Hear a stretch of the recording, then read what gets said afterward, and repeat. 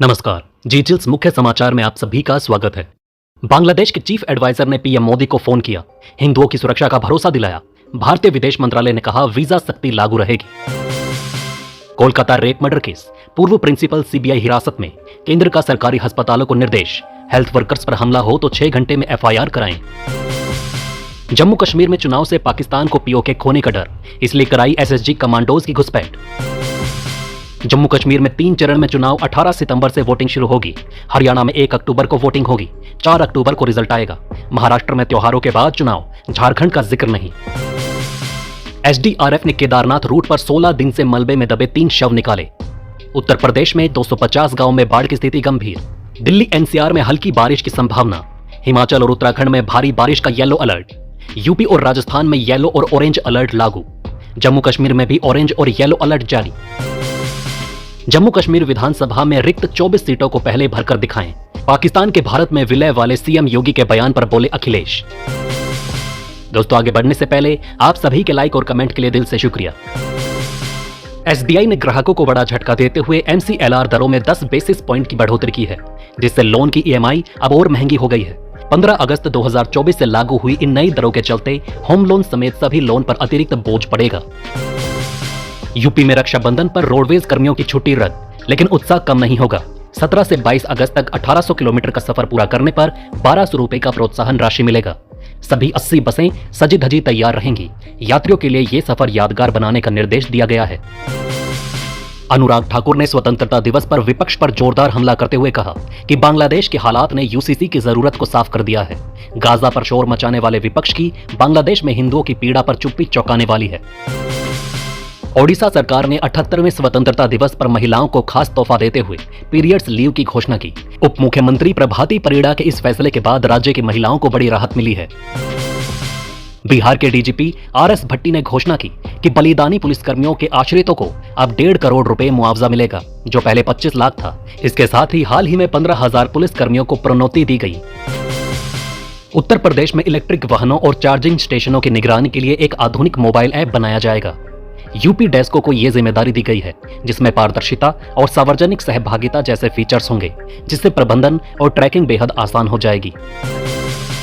भारतीय रेलवे ने वंदे भारत ट्रेनों में सुरक्षा बढ़ाने के लिए कवच 3.2 की जगह अत्याधुनिक कवच 4.0 सिस्टम लगाने का फैसला किया है। इससे यात्रियों का सफर और भी सुरक्षित और टेंशन फ्री होगा, जिससे वो बेफिक्र होकर अपनी यात्रा का पूरा आनंद ले सकेंगे।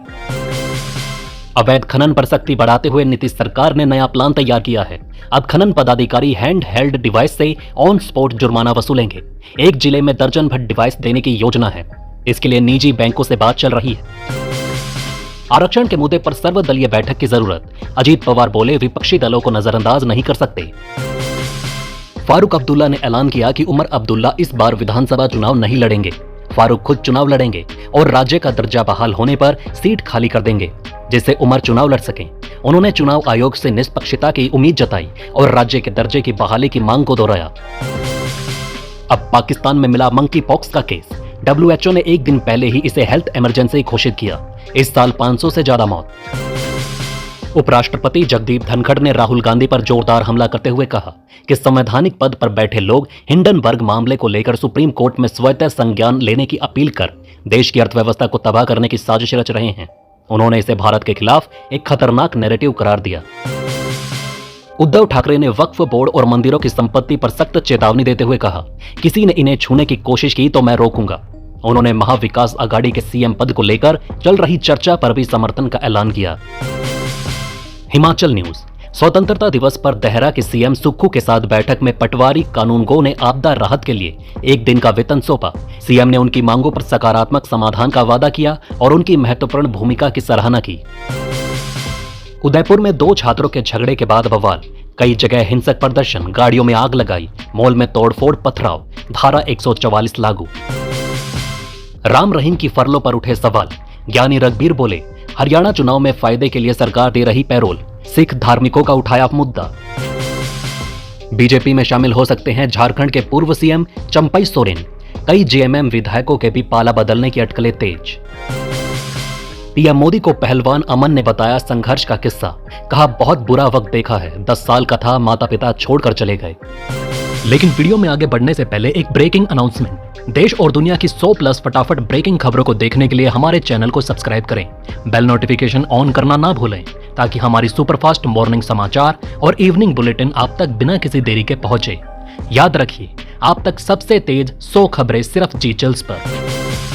सीएम योगी के आदेश पर कैन बेतवा परियोजना पर काम शुरू हो चुका है, जिससे यूपी और एमपी के 13 जिलों में किसानों की किस्मत चमकने वाली है। इस परियोजना में हमीरपुर जिले को भी जोड़ा जाएगा, जिससे सिंचाई में बड़ी मदद मिलेगी। पंजाब न्यूज, आप कार्यकर्ता ने राष्ट्रगान का किया गलत उच्चारण, वीडियो वायरल होने पर बोला तबीयत खराब थी।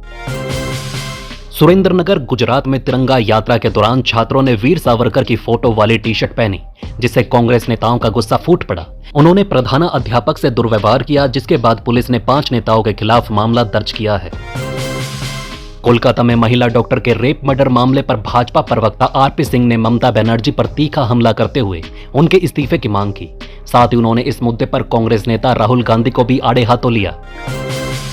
प्रशांत किशोर ने लालू और तेजस्वी यादव पर तीखा हमला करते हुए कहा कि आरजेडी ने 30 सालों में बिहार को लूटकर बालू शराब माफियाओं का साथ दिया। उन्होंने लालू परिवार पर जमीन के बदले नौकरी और मॉल बनवाने का भी आरोप लगाया।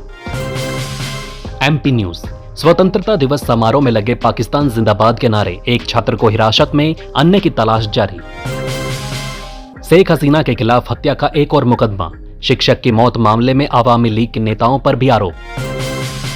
ओडिशा के नए डीजीपी बने योगेश बहादुर खुरानिया, राज्य सरकार ने नियुक्ति पर लगाई मोहर। महाराष्ट्र के जलगांव में बांग्लादेश में हिंदुओं पर हो रही हिंसा के खिलाफ निकाले गए प्रदर्शन के दौरान तनाव बढ़ गया। विरोध जुलूस के दौरान एक वाहन शोरूम पर पत्थर फेंके गए, जिसके बाद शहर में पुलिस बल तैनात कर दिया गया है। स्थिति पर कड़ी नजर रखी जा रही है। हरियाणा में चुनाव से पहले बम्पर पुलिस भर्ती का ऐलान हुआ, जिसमें 5000 से ज्यादा पदों पर भर्तियां होंगी। आवेदन 10 सितंबर 2024 से शुरू होंगे और 24 सितंबर 2024 रात 11:59 तक HSSC की आधिकारिक वेबसाइट hssc.gov.in पर किए जा सकेंगे। उत्तराखंड न्यूज, कलियर दरगाह के पास घर में फहरा रहा था उल्टा तिरंगा, छत पर चढ़े वक्फ बोर्ड के अध्यक्ष और किया सीधा। कल सेंसेक्स 1330.96 अंक यानी 1.68% की बढ़त के साथ 80,436.84 के स्तर पर बंद हुआ। वहीं निफ्टी 397.40 अंक यानी 1.65% की बढ़त के साथ 24,541.15 के स्तर पर बंद हुआ। आज सोना 403 रुपए घटकर 70,390 पर आया, तो वहीं चांदी 734 रुपए बढ़कर 81,655 प्रति किलो में बिक रही है। तो दोस्तों, इस वीडियो में फिलहाल इतना ही। इस वीडियो के लिए एम करते हैं 2000 लाइक्स। अगर आपके राज्य, जिले और शहर की खबर छूट गई हो तो हमें कमेंट में जरूर अवगत कराएं। अगले वीडियो में हम आपके क्षेत्र की खबर लाने की कोशिश करेंगे। आप देख रहे थे जी चिल्स, जल्द पूरे होंगे आपके सारे विल्स। धन्यवाद।